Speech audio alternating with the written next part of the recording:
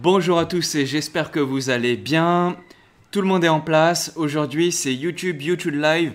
Nouvelle maison, nouveau décor.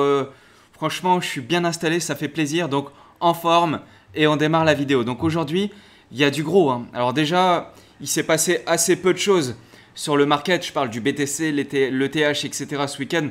Parce que comme d'hab, tous les week-ends. Et en plus, là, il y avait eu la clôture des futurs CME. Il s'est passé peu de choses. Au final, il y a eu un mouvement, on n'a rien validé le mouvement. Enfin bref, on s'y attendait. Mais là, il y a d'autres news qui sont franchement plutôt bien. Et notamment un petit pump du DOT. Et je vais vous expliquer 2-3 trucs dessus. Je vais vous parler de AAV, ou AAV, je ne sais pas comment on le dit. De Justinson qui exit, si on peut dire ça comme ça. De 2-3 fonds, de trucs. C'est intéressant, vous allez voir. Donc je vous emmène tout de suite sur mon PC et on voit ce qui se passe. Et salut à tous pour les commentaires. Je vois, tu bosses par la NASA, c'est presque ça. Allez, on passe sur mon PC et je vous montre ce qu'il en est. Alors, déjà, je vous avais parlé dans ma vidéo précédente, le titre Ubisoft en bourse. Bon, ça y est, moi je viens de l'acheter. Je l'ai eu en plus, je l'ai eu au prix qu'il est tout de suite, donc 45,28. Et bon, là, je pense que c'est la bourse, hein. Vive la bourse. Là, on est parti pour des mois et des années. Donc, vu qu'on est parti pour des mois et des années, là il va rien se passer pendant plusieurs mois maintenant parce que bienvenue dans la bourse, on va se faire chier à mourir. Donc en gros, qu'est-ce qui va se passer? Moi j'ai mes ordres, je les ai pas placés parce qu'en bourse on peut pas placer des ordres facilement. Donc qu'est-ce que je vais faire? En fait là maintenant que je suis rentré là, que le graphique il me plaît bien, je suis rentré là, hein, au plus bas. Si ça baisse encore, mon prochain achat c'est là. Si ça rebaisse encore, prochain achat c'est là. Et derrière, si ça monte, ma prochaine vente c'est là. Et je pense que je vendrai que la moitié ici. Et derrière, j'essaierai de choper des trucs autour des 100, 110, 120. Peu importe. Donc voilà, maintenant, je vous l'avais dit, ceci est fait. Jusqu'à la prochaine target, go to 30 ou go to 87 ou rien. Voilà, c'est ma seule action que je pourrais faire. Sinon, comme je vous avais dit avant de vous quitter, donc samedi, je vous ai dit, donc c'était à cette bougie-là, là, sur le BTC. Et je vous ai dit, bon voilà, de toute façon, il y a des mouvements, mais c'est le week-end. Et les mouvements, ils seront invalidés quand on va reprendre le lundi. Bon voilà. Pile poil dans le mille, c'est ce qui vient de se passer. En gros, il se passe encore quasiment rien sur le market et sur le BTC et sur le TH, sauf, et c'est l'objet de la vidéo et j'espère, pour ceux qui me suivent, normalement vous me connaissez, hein. Mais ça y est, on a eu une petite impulsion qui fait bien plaisir et j'aimerais vous envoyer des ondes positives. Donc les ondes positives, c'est ça, c'est un petit 15% quand on se lève le matin, enfin, ou pour vous l'après-midi, hein, quand on sort du déjeuner, on se mange un plus 15% sur le DOT et je peux vous dire ça fait bien plaisir. Donc le DOT c'est Polkadot, hein. Et qu'est-ce qui s'est passé? En fait, si vous voulez, il y a une news, hein. Et la news à la pump là, alors 9h16, vous, donc c'était il y a 1h30, vous il est 15h42, donc c'était aux alentours de 14h pour vous. Donc si je regarde, ouais c'est ça, 14h pour vous.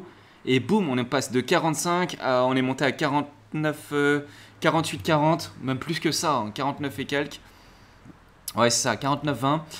Et du coup, gros pump. Alors, qu'est-ce qui s'est passé? Il y a eu un tweet officiel de Polkadot, et après, je lirai vos commentaires, qui dit que la motion visant à permettre l'enregistrement des parachains et les prêts participatifs, donc je traduis, hein, prêt participatif, c'est crowdloan. Est-ce que c'est écrit? Ouais, en plus, c'est écrit là. Donc, crowdloan. Et les crowdloans ont été adoptés par le conseil de Polkadot et a été soumis à un référendum public. Donc si elle est adoptée, les équipes vont pouvoir enregistrer les parachains et ouvrir leur crowdloan le 4 novembre. Donc quand je vous avais dit dans les vidéos que le lancement des parachains, c'est donc les votes, des enchères, des votes, c'est le 11 novembre, et en fait, à partir du 4 novembre, les teams vont ouvrir leur financement participatif, leur crowdloan. Qu'est-ce que ça veut dire? Ça veut dire qu'à partir du 4, si les teams nous laissent la possibilité, à partir du 4, on va pouvoir souscrire. Donc mettre nos dots en prêter pour que le projet puisse obtenir la parachain. Alors j'espère que vos dots sont unstackés, hein, mais en tout cas, à partir du 4, on va pouvoir le faire. Et je vous rassure, alors il y a des projets qui vont mettre des bonus pour les 48 premières heures, etc. Mais à mon avis, ça ne va pas se lancer le 4. parce qu'ils avaient fait la news, ils n'avaient pas fait la news 28 jours avant. Ils avaient fait la news un peu moins de... Bah si, ils l'avaient fait 28 jours avant. Mais par contre, les gens, ils n'ont pas eu le temps de unstacker encore. Le délai, il est encore en train de courir, si vous voulez. Donc à mon avis, le 4 novembre, il n'y aura pas encore grand monde dessus. Le monde va arriver entre le 8 et le 10 novembre, je pense. Donc en fait, ils vont pouvoir lancer assez vite, mais le grand public va arriver après, puisqu'en fait, quand ils avaient fait la news, le temps que les gens puissent unstake, donc enlever les dots du stacking du réseau, il va se passer 28 jours. Donc en fait, la masse, le flux de gens vont arriver à ce moment-là, et donc en fait, c'est pas parce que ça va se lancer le 4 que tout va se jouer le 4. À mon avis, tout va se jouer entre le 8 et le 10. Donc on verra à ce moment-là. Je vais lire des commentaires. Nono, une bonne fois pour toutes, si tu peux me dire la différence entre CrowdLoan et Parachain, ce serait cool. Ouais, bien sûr. En fait, alors, la CrowdLoan, comme son nom l'indique, c'est un financement participatif. D'ailleurs, je fais bonjour à tous, on est 114, c'est énorme. Donc la CrowdLoan, c'est un financement participatif. Ça veut dire que c'est l'action, que c'est vous pouvez prêter des dots. Prêter, ça veut dire que c'est un prêt, ça veut dire qu'on vous les rend après. Donc la CrowdLoan, c'est l'action où on prête des dots à un projet pour une durée, là sur Polkadot, qui va être de 96 semaines en majeure partie, en général. Et sur Kusama, ça va durer 48 semaines. Donc les CrowdLoan, c'est des prêts.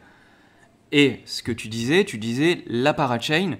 La Parachain, en fait, c'est un réseau, c'est une blockchain. Et en fait, les projets, ils vont enchérir avec les dots du grand public pour pouvoir obtenir une parachain. Une parachain, comme son nom l'indique, parallèle, chain. Donc c'est blockchain. Donc c'est une parallèle blockchain. Parachain, c'est une blockchain parallèle qui est connectée à Polkadot et dont la sécurité va être assurée par Polkadot. Donc normalement, c'est clair, Agils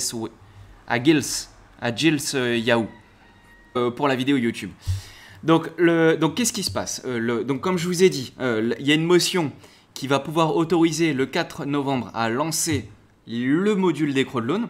Donc, regardez bien, ça y était pas avant. Donc là, je suis sur polkadot.js.org/apps et dans Réseau, vous avez maintenant un nouveau menu qui s'appelle Parachain. Et ça, il n'y était pas hier et avant-hier. Donc ça, c'est nouveau. Ça veut dire que là, on voit les modules de CrowdLoan officiels qui est en train de se mettre en place. Donc, il n'y a personne dessus, c'est normal. Hein. Quand vous cliquez sur Réseau, Parachain et CrowdLoan, il n'y a rien. C'est normal parce que les projets vont pouvoir être autorisés à enregistrer sur ce module-là le 4 novembre. Et c'est à partir du 4 novembre qu'on va avoir des gens dessus. Donc voilà pour Polkadot et voilà la raison de pourquoi ça a pump. Mais il n'y a rien de spécial. Hein. Tout ça, c'est des trucs qui sont prévus depuis longtemps à l'avance, etc. Et c'est juste le déroulé normal des enchères et des CrowdLoan qui vont se passer. Donc là, juste sur un tweet de Polkadot, plus 15%. Et pourtant, rien n'est lancé encore. Donc on est assez proche de l'ATH. L'ATH, il était là. C'est-à-dire, il était à 49,70. C'est écrit tout en haut là. C'est écrit ici là. En fait, l'ATH, il est à 49,70 $. Donc là, on vient de toucher aujourd'hui 48,98. Donc on est à 1 $ de l'ATH. Et en fait, en crypto et en trading, en fait, les traders, ils nous disent quand on break un ATH, derrière, c'est price discovery. C'est-à-dire qu'une fois qu'on a breaké, qu'on a dépassé l'ancien ATH, all-time high, derrière, il peut se passer, on découvre un nouveau prix. Et tout l'enjeu, c'est de savoir jusqu'où on va aller. Ok ? Jusqu'où on va aller, parce qu'au final, on a une croissance naturelle et le DOT, c'est un token qui va être très utilisé. La preuve, tout le monde a des DOT et tout le monde a envie de l'utiliser. Donc on se demande derrière, s'il break l'ATH, jusqu'où il pourrait aller, et plus si affinité. Et là, je vous laisse faire votre propre analyse et nous la partager dans les commentaires. Bon, sinon, il y a une news qui m'intéresse et que j'aimerais vous faire partager. C'est sur Bitcoin. Alors, le supply sur les exchanges. Donc, sur les exchanges, c'est les plateformes d'échange type Kraken, Binance, Coinbase et compagnie, FTX et tout. Alors, le supply est au plus bas et il décroît depuis 21 mois. Donc, si vous regardez depuis avril 2020, c'est-à-dire ici, en orange, c'est le nombre de BTC en circulation sur les plateformes d'échange. Et regardez ce que fait le graphique. Il descend fortement, enfin fortement. On passe de 3 millions 100 à 2 millions 5. Donc à mon avis, il y a 20% d'écart, donc je le fais fois 1,20. Ouais, même plus que ça.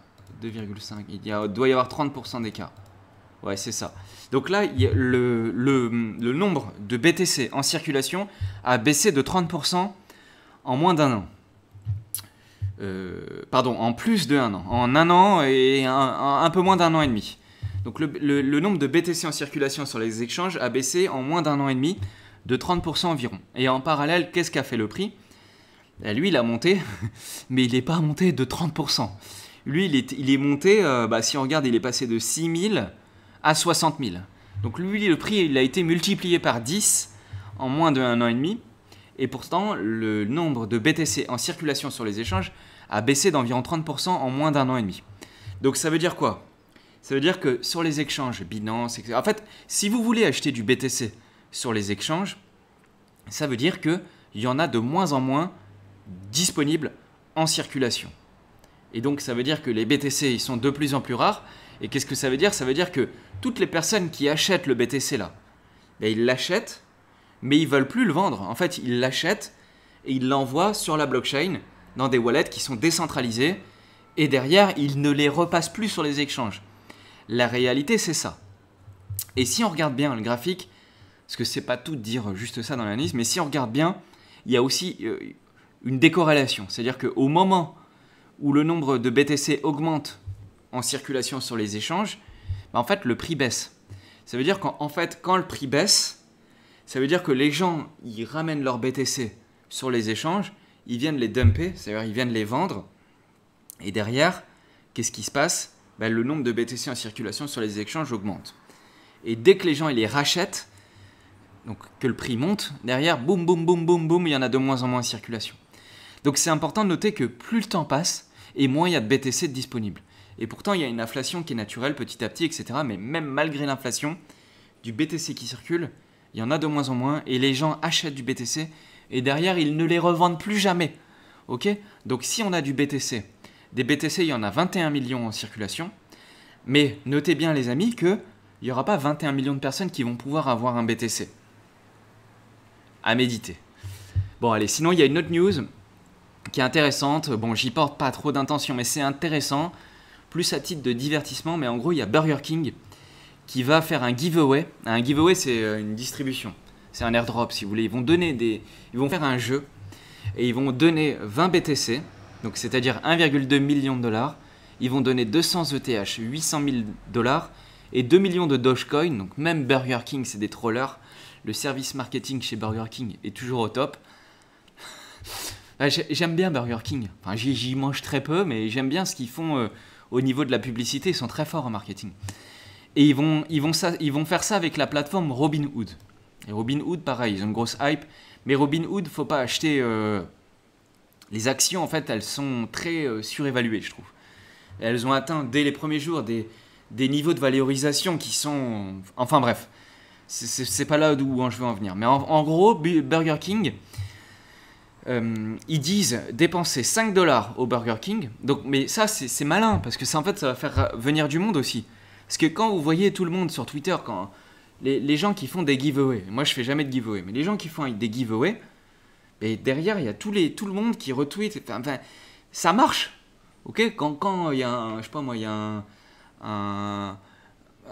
n'importe qui, mais un site ou une émission de télé qui vous dit une voiture à gagner.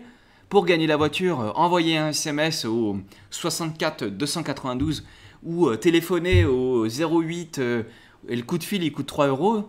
Enfin, vous voyez le truc. En fait, tout le monde le fait.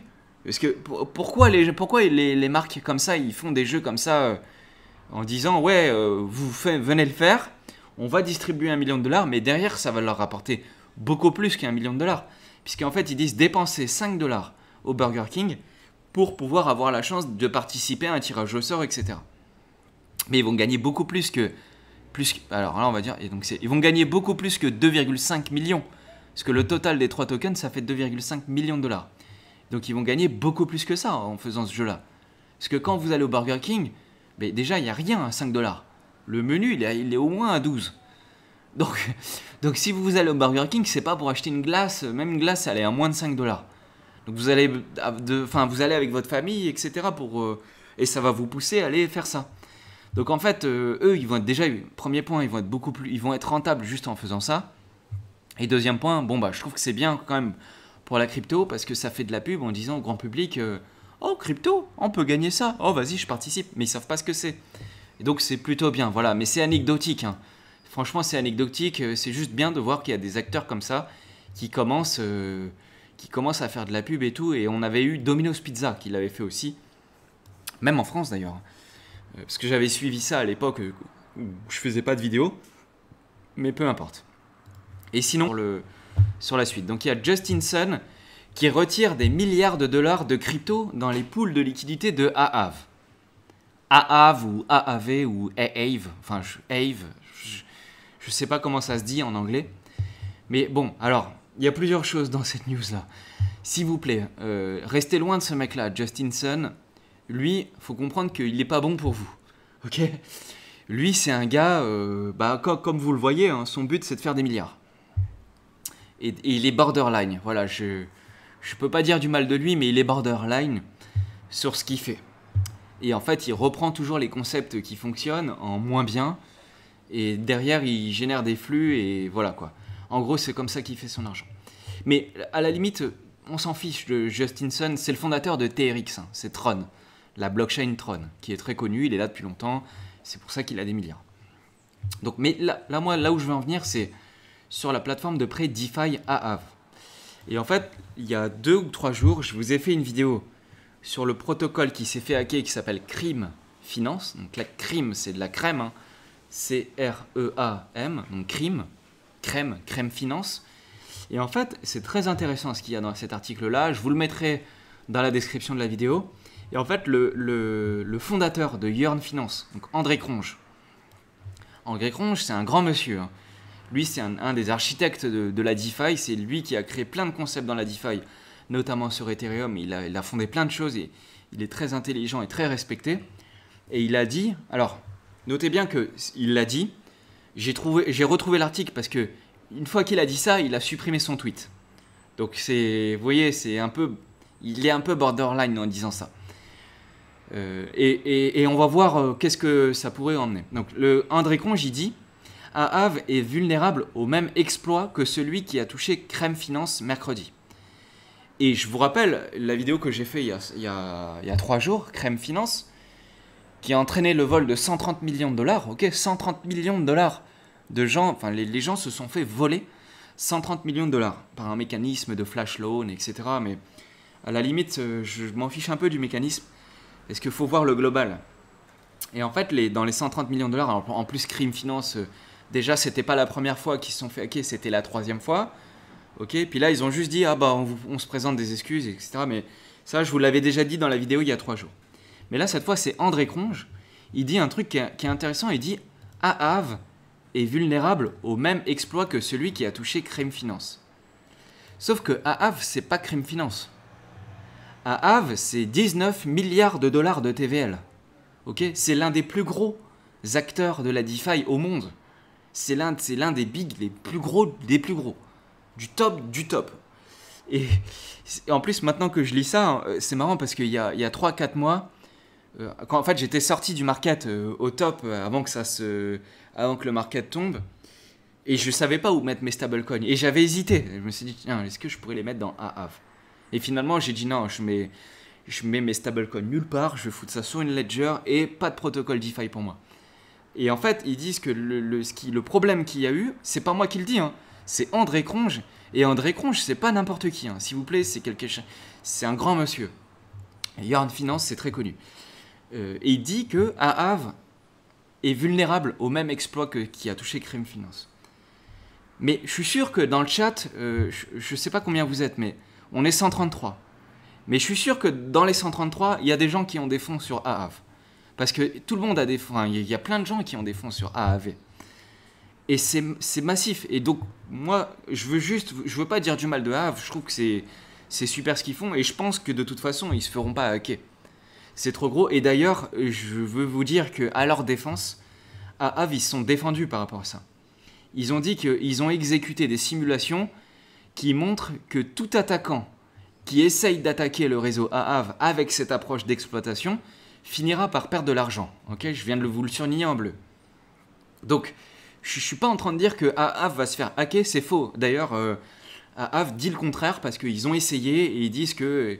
Mais ils ont quand même avoué que ils ont mis en évidence une proposition à viser à désactiver les fonctions liées à X-Sushi, à titre de mesure de précaution. Donc, quand même, ils ont quand même reconnu qu'il y a un risque. Alors, pas sur tous les actifs, pas sur tous les mécanismes, mais il y a quand même un risque sur X-Sushi. C'est pas moi qui le dis, hein.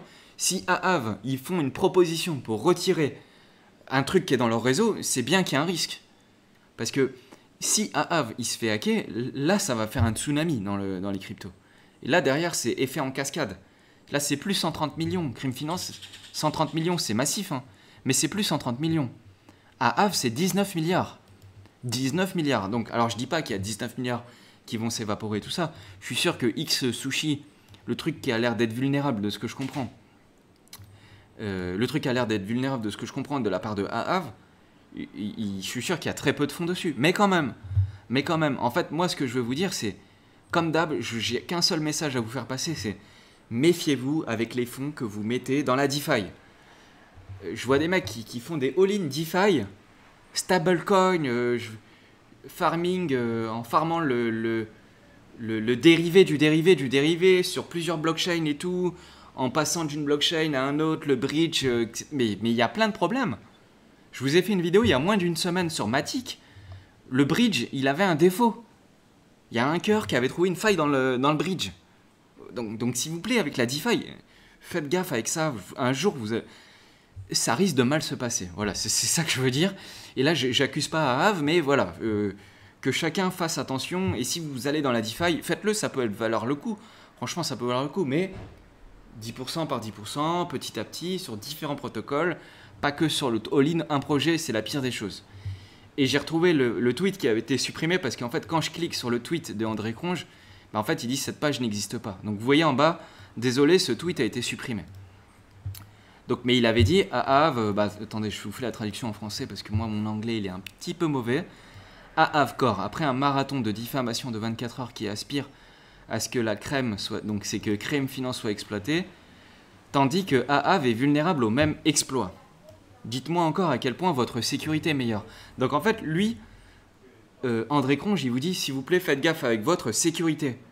Et là, quand il y a des problèmes comme ça sur la DeFi, ils devraient passer sur un Canary Network, faire leurs tests, demander à plein de hackers de venir défoncer le projet pour voir, vraiment le mettre à plat, pour voir que si vraiment il est à la hauteur, et après, derrière, il passe sur une blockchain qui est solide, fiable, etc. Mais voilà, on fait attention sur la DeFi, il y a des risques, et presque tous les 2 jours, je vous parle d'un des problèmes sur la DeFi. Donc c'est risqué, voilà, il y a des risques, et il faut prendre en compte ces risques-là. Dans toute chose, il y a toujours un risque. Et sinon, il y a une autre news, et là, c'est le patron de Wave Financial. J'ai regardé Wave Financial sur Google, en fait, c'est un fonds spécialisé dans les cryptos, qui gère 1 milliard d'actifs, donc sous gestion. Donc il gère 1 milliard de dollars d'actifs. Et lui, il dit, bon, en même temps, il est pro-crypto, il est là depuis longtemps. Il avait des cryptos déjà des bitcoins depuis 2010. Donc le gars, il est quand même pro, bon, il est pro, donc il est pro-BTC, il est pro-crypto. Donc ça veut dire que son avis, il n'a pas non plus un impact fort dans la communauté, mais c'est quand même important. Il gère 1 milliard de dollars, donc toute personne qui possède beaucoup de fonds, il faut les écouter. Et lui dit, plus il y a des gens qui le veulent, plus ça monte. Ça, c'est normal.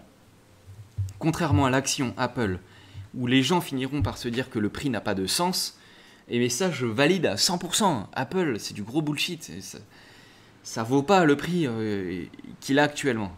Ni Tesla, d'ailleurs. Mais bon, ça, après, c'est un autre sujet. Et Amazon aussi. Où les gens finiront par dire que son prix n'a pas de sens parce que leur revenu ne justifie pas son niveau de prix. Et c'est ça, hein, parce que les actions la valeur d'une action, normalement, elle est liée directement aux bénéfices qu'ils font. Sauf qu'en crypto, il n'y a pas ça.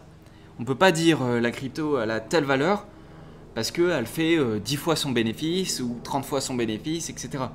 La crypto, c'est une technologie. On investit dans une technologie. Donc vu qu'on investit dans une technologie, on ne peut pas dire que c'est basé sur combien il gagne. Et c'est basé sur une adoption. C'est basé sur une utilisation. Une action, ça sert à rien, une action. Une action, enfin ça sert à rien. Une action, c'est un droit de possession. Une action en bourse, c'est vous avez une action, donc vous possédez un morceau de l'entreprise qui travaille et de tous les actifs de l'entreprise qui travaille. La crypto, quand vous avez une crypto, c'est un utility token. Donc quand vous avez une crypto, on ne peut pas dire que vous possédez la crypto, ça c'est pas vrai. Mais avec une crypto, vous possédez, en fait, vous utilisez un droit de faire quelque chose. Donc par exemple, si vous avez de l'ETH, vous faites fonctionner les projets, les applications. Et en fait, vous, en quelque sorte, vous détenez une part du réseau, mais c'est surtout que vous avez le droit d'utiliser vos tokens de ce pourquoi ils ont été créés. Ça, c'est valable pour quasiment tous les coins, sauf le BTC et Litecoin. Parce que le BTC et Litecoin, c'est des réserves de valeur. Principalement le BTC. C'est une réserve de valeur. Donc lui, il est utilisé juste pour transmettre de la valeur. Et s'il y a du monde qui vient avec une adoption, mais derrière, la réserve de valeur, elle devient de plus en plus grosse. Et donc, vu qu'elle devient de plus en plus grosse, ça vient grossir vos avoirs. Et donc, c'est comme ça que ça marche, la crypto. Et c'est ce qu'il explique. Et c'est très vrai. Il n'y a rien d'autre à indiquer ce que les gens veulent ou ne veulent pas. Et cela entraîne des mouvements paraboliques et l'adoption va augmenter. Ça veut dire que quand vous achetez une action et que vous possédez une partie d'une entreprise, ça, c'est rentable si l'entreprise fait des bénéfices. Si elle fait des pertes, dans un monde normal, le prix de l'action devrait baisser.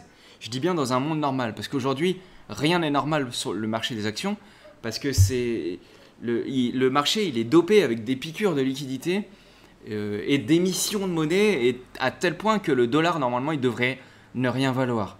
Alors que le Bitcoin, s'il est acheté par des gens, ça veut dire qu'il est utilisé, il transmet de la valeur, et donc il a cette valeur-là. Il a cette valeur de réserve de valeur.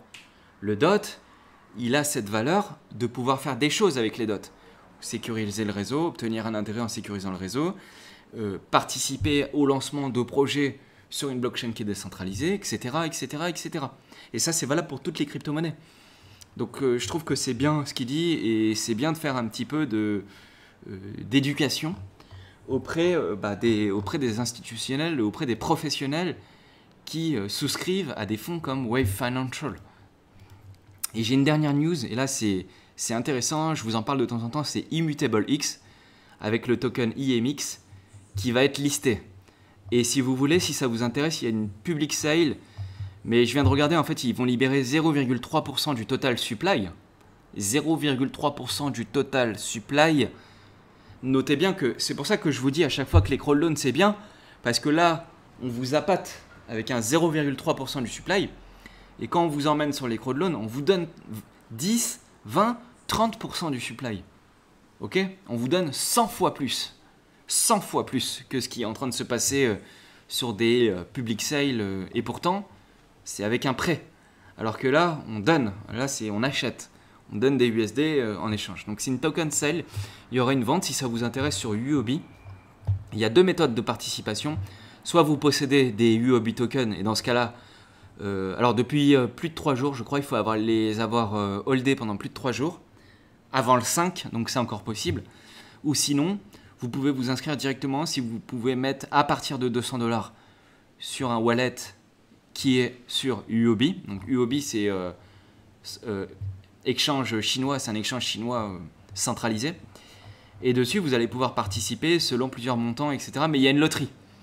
Et du coup, ça j'aime pas trop. Enfin, du coup, je vais pas participer parce que j'ai pas le temps de faire tous ces trucs-là. Mais moi, le projet ImmutableX, il m'intéresse. Et je trouve que là, c'est intéressant.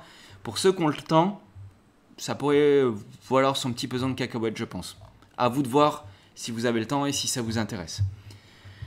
Voilà pour la vidéo du jour. J'espère que la vidéo elle vous a plu. Si elle vous a plu, vous pouvez vous abonner et cliquer sur la cloche. Sinon, je vais lire quelques questions. Et si on achète des actions MicroStrategy, actions avec BTC en sous-jacent? Ouais, mais MicroStrategy, ils font pas que d'acheter du BTC. Hein. Ils ont aussi d'autres activités. Et du coup, si tu achètes des actions MicroStrategy, évidemment, tu t'exposes au BTC, ça c'est une évidence. Mais par contre, tu t'exposes pas que au BTC. Et ça, c'est dommage. Babin Mihail, salut Mihail. Réserve de valeur numérique, ETH, c'est la finance décentralisée, exactement. Ezekiel, Integrity, oui, très bonne vidéo. Les récompenses, Moonbeam, t'as des news. Ouais, apparemment ils vont distribuer 10% du supply. Il faut regarder, il y a un article, faudrait que j'aille le lire moi aussi, mais vu que ça commence le 4, on a encore 3 jours pour s'intéresser à savoir où on va participer. On a 3 jours pour choisir. Riot et Bifarm, tu vois le dot à combien? Ah, ça c'est une question price prédiction. Je le vois haut, mais après ça dépendra du BTC. Et si les cycles là se déroulent comme c'est prévu, il ira plus loin que 100 $. Hein. Mais il faut que les cycles se déroulent et ça c'est pas garanti. Bon allez, je mets fin au live. Je vous dis salut à tous. J'espère que la vidéo elle vous a plu. Si elle vous a plu, je vous propose de mettre un petit pouce, de me joindre sur Twitter ou sur Instagram. Je vous dis à la prochaine.